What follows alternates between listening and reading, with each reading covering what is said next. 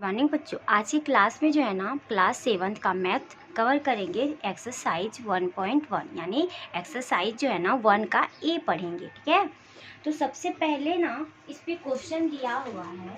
1 number के question में हम लिख लेते हैं एक्सरसाइज 1 ए। ओके, और क्वेश्चन नंबर 1 में दिया हुआ है कि पूर्णांकों के गुण, ऐसे पूर्णांकों के जोड़ का जो गुणधर्म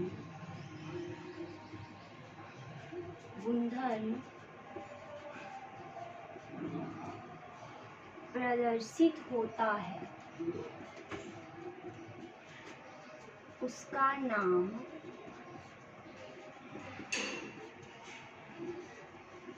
लिखें।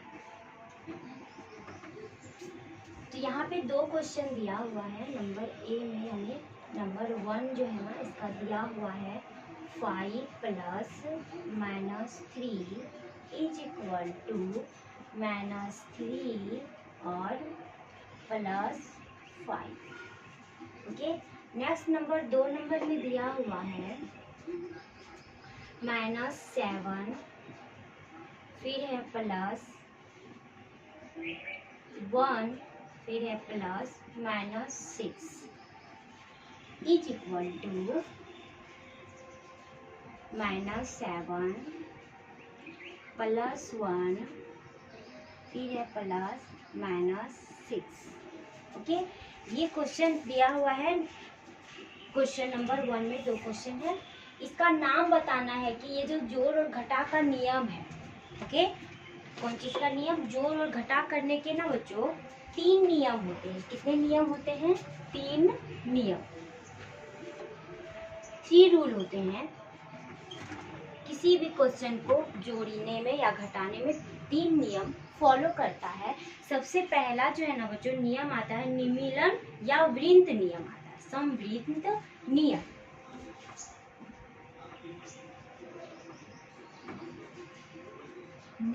इसको और एक नाम से जानते हैं जिसको बोलते हैं निमीलन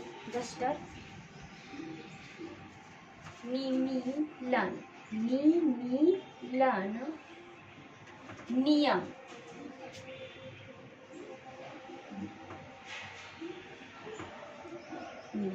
इसमें जो है ना बच्चों क्या होता है, इसका जो स्ट्रक्चर होता है, इसका जिसको हम बोल सकते हैं, इसका नियम में रहता है a+b। क्या देखने को मिलेगा? a+b, या फिर और क्या देखने को मिलेगा? a-b, या तो a+b के फॉर्म में रहेगा या तो a-b के फॉर्म में रहेगा। इस तरह से आपको देखने को मिल गया। जैसे यहाँ पे दे दे 5 + 7, या फिर दे दे कोई और दे दे, जैसे 10 - 3 दे दे। तो अगर आपको पूछेगा कि ये कौन सा नियम को फॉलो कर रहा है, कौन सा गुणधर्म को प्रदर्शित कर रहा है पूर्णांकों के जोड़ और घटा में, तो आप हम इस रूप में देखोगे। यानी ये a हो गया, ये b हो गया, ये a हो गया, ये b हो गया, ये माइनस में मतलब ये a हो गया, और ये क्या हो गया बच्चों? b हो गया। इस रूप में अगर आपको दिख जाए तो हम उसको क्या बोलेंगे? समवृत्त नियम या फिर निमीलन नियम। ओके, नेक्स्ट गुणधर्म आता है सहचर्य नियम। क्या आता है बच्चों? सहचर्य नियम। सहचर्य नियम, इस नियम का ना बच्चों स्ट्रक्चर बहुत इजी होता है। इसमें होता है a+b और +c होता है। a+b+c इज इक्वल टू होता है a+b+c। ओके, आप इसको याद रखना। क्या होता है? a+b, क्या होता है बच्चों? a+b। अच्छा, यहाँ पे जो है ना यहाँ ब्रैकेट नहीं होगा, इसका ब्रैकेट जो है ना यहाँ से स्टार्ट होगा। ओके, a+b+c एंड क्या हो जाएगा बच्चों? a+b और बाहर चले जाएगा c। इस रूप में अगर आपको दिखे, किस रूप में बच्चों? इस रूप में अगर आपको दिखे, क्या दिखे कि जो पहला वाला अंक होगा, जो संख्या होगा, उसको a मानेंगे, सेकेंड वाले को b मानेंगे और थर्ड वाले को c मानेंगे। इस रूप में रहेगा। और इधर आने के बाद क्या हो जाएगा, ए और बी एक साथ ब्रैकेट में आ जाएगा और सी बाहर चले जाएगा। इस रूप में आपको दिख जाए तो हम उसको कौन सा नियम कहेंगे, सहचर्य नियम कहेंगे। ओके, नेक्स्ट आता है क्रम विनिमय। क्या आता है, क्रम विनिमय। नेक्स्ट आता है क्रम विनिमय नियम, क्रम विनिमय नियम आता है। ओके, इस नियम में देखो क्रम से पता चल रहा है, अगर a प्लस बी है, क्या है, a प्लस बी है, तो इसको इज इक्वल टू में लिख देंगे b प्लस सी। इसका स्थान चेंज हो जाएगा, क्रम जो है ना चेंज हो जाएगा, a के जगह में b हो जाएगा और b के जगह में, मतलब b के जगह में a हो जाएगा, a के जगह में b और a के जगह, मतलब इस टाइप से चेंज हो जाएगा। a प्लस बी को लिख देंगे b प्लस ए। ओके, इस रूप में दिखे तो वो कौन सा नियम होगा, क्रम विनिमय नियम। आपको ये डिटेल से बता दिए, तो आप अपने से ही बताना कि ये कौन सा नियम है। बच्चों हम देखो यहाँ पे जो है ना, इस 5 को जो है ना हम लोग मान लें a है, ये फर्स्ट वाला क्या होता है बच्चों, a। अब देखो ये है -3, ये कौन चीज है बच्चों, b, और यहाँ पे है प्लस का सिंबल। ओके, अब नेक्स्ट में क्या है, इज इक्वल टू दिया हुआ, ये क्या है बच्चों, b है और फिर प्लस है, ये a है। देखो यहाँ पे A5 है ना, तो ये चेंज हो रहा है। बताओ, तो आप लोग खुद ही आंसर बताओ कि ये कौन सा नियम है। जस्ट अभी हम बताएं कौन सा नियम है बच्चों। देखो ये a के जगह में a है, b है, फिर यहाँ पे क्या हो गया कि a के जगह में क्या आ गया है बच्चों, b आ गया है, और b के जगह में क्या आ गया है, a आ गया है। यानी ये क्रम विनिमय नियम है। कौन सा नियम है, क्रम विनिमय नियम। ओके, अब नेक्स्ट क्वेश्चन में क्या दिया हुआ है, इसको जो -7 जो है ये हमारा क्या हो गया, a प्लस है, दे दिए, ब्रैकेट है ये भी दे दिए। इसके बाद सेकेंड वाला क्या हो जाता है बच्चों, b हो जाता है, फिर प्लस है ये वाला, ये b हो गया, और ये वाला क्या हो गया, c हो गया, c। ओके, ब्रैकेट बंद।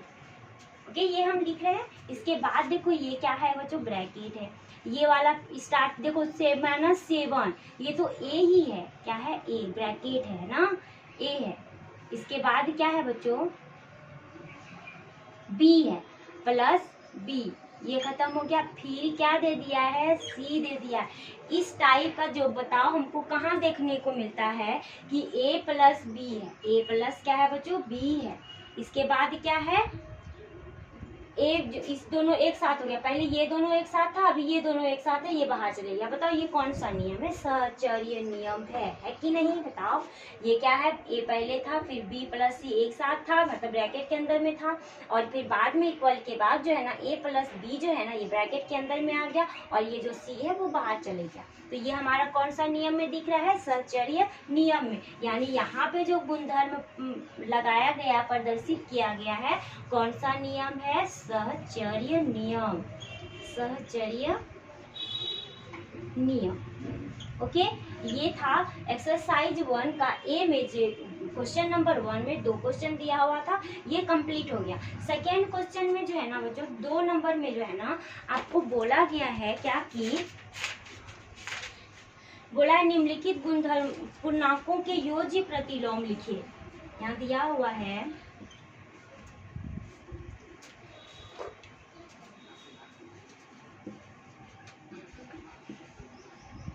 निम्नलिखित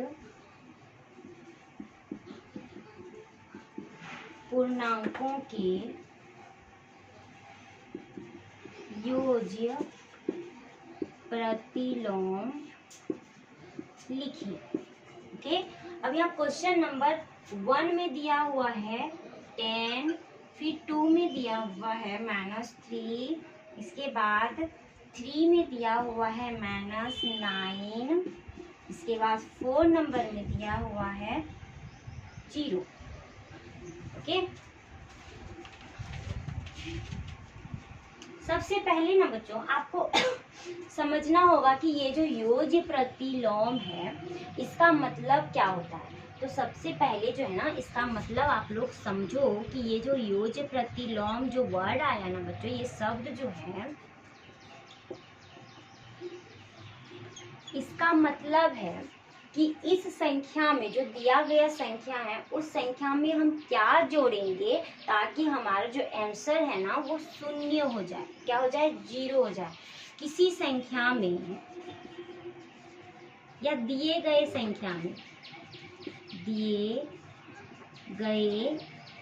संख्या में क्या जोड़े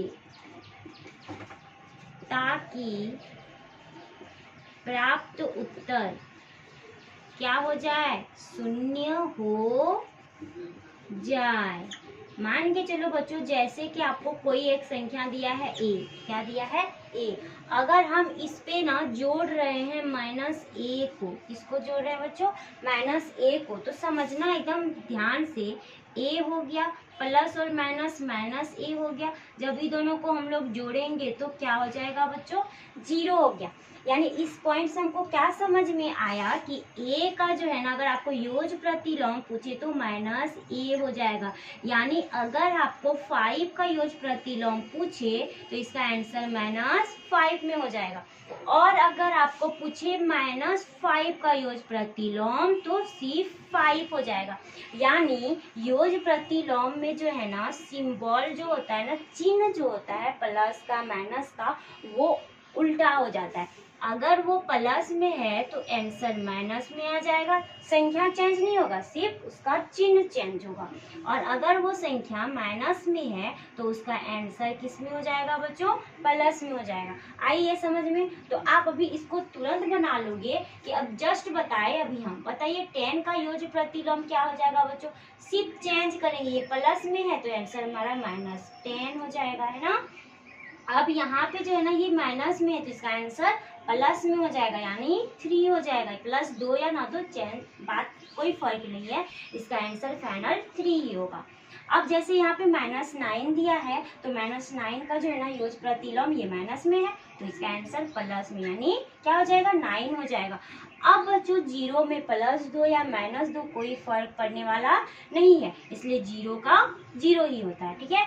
आज का क्लास आपको कैसा लगा, क्या आपको समझ में आई, है ना मैथ इजी। अगर आप अच्छे से कॉन्सेप्ट के साथ पढ़ोगे ना तो मैथ इजी ही लगेगा। तो अगर आपको ये क्वेश्चन और ये क्लास अच्छी लगी, समझ में आई, तो प्लीज़ वीडियो को लाइक कर देना, और अगर आप चैनल पे नए हो तो चैनल को सब्सक्राइब कर देना। और अगर आपको कोई डाउट हो तो प्लीज़ कमेंट करना ताकि मैं आपके डाउट को क्लियर करने की कोशिश करूँ।